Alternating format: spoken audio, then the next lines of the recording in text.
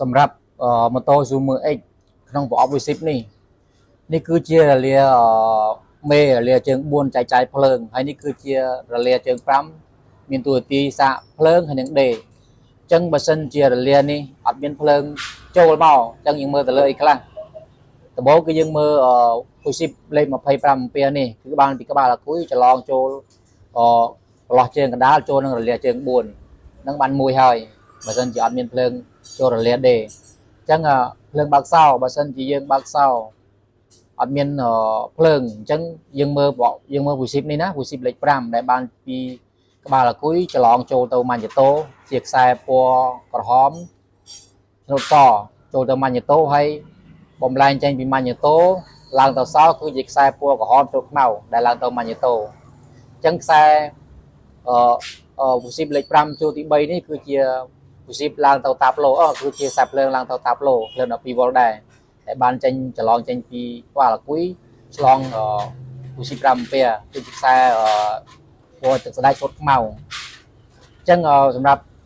ខាងនេះផាត់បែកស្ដាំV10ក្រហមទាំងអស់នេះបែកស្ដាំនេះបើសិនជាម៉ូទ័របូមសាំងអត់មានភ្លើងប៊ិចអត់មានភ្លើងម៉ូប៊ីនអត់មានភ្លើងហើយ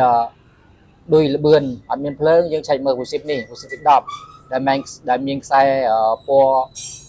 សពណ៌ខ្មៅឆ្នូតសដែលV10នេះគឺបានចេញពីការបើកសោពេលដែលយើងបើកសោហើយវាចម្លងចេញតាមV10មកគឺចូលខ្សែសនេះចូលខ្សែខ្មៅឆ្នូតសនេះឯងអញ្ចឹងសម្រាប់ទៅលើបញ្ហាទៅប្រហែលមុខ4មុខដែលយើងបានរៀបរាប់មិញនេះហើយសម្រាប់ភ្លើងជាគៀងមុខបើសិនជាអត់មានភ្លើងជាគៀងមុខបាទគឺយើងពិនិត្យមើលទៅលើV10លេខ10នេះV10 10ជួរទី2នេះគឺវាបានចេញពីការបើកសោច្រឡងតាមV10លេខ10ឡើងមកខ្សែពណ៌ខ្មៅឆ្នូតក្រហមដែលឡើងទៅភ្លើងជាគៀងមុខតាមកំណត់របស់វាគឺវាឡើងចូលទៅគឺវាចូលទៅប្រអប់ដៃខាងឆ្វេងដែលយើងធ្វើការបិទបើកភ្លើងនឹងហើយបានបញ្ជូនទៅជាគៀងមុខបន្តទៀត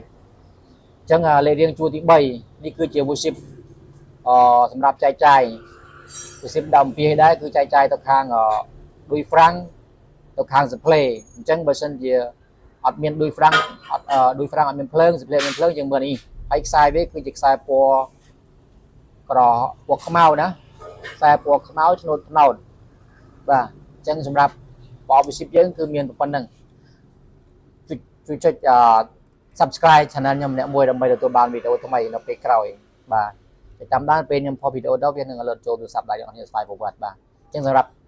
ចែករំលែកក្នុងការមើលប្រអប់V10នីមួយៗភ្លើងនីមួយៗទាំងអស់គឺមានប៉ុណ្្នឹងបើសិនជានៅតាប់ឡូយើងឬក៏មានបញ្ហាផ្សេងៗទៀតយើងឆែកមើលខ្សែបន្តទៀតជាក់ស្ដែងនេះគឺគោលការណ៍គ្រឹះរបស់វាដែលយើងឆែកមើលប៉ុណ្្នឹងណាអរគុណ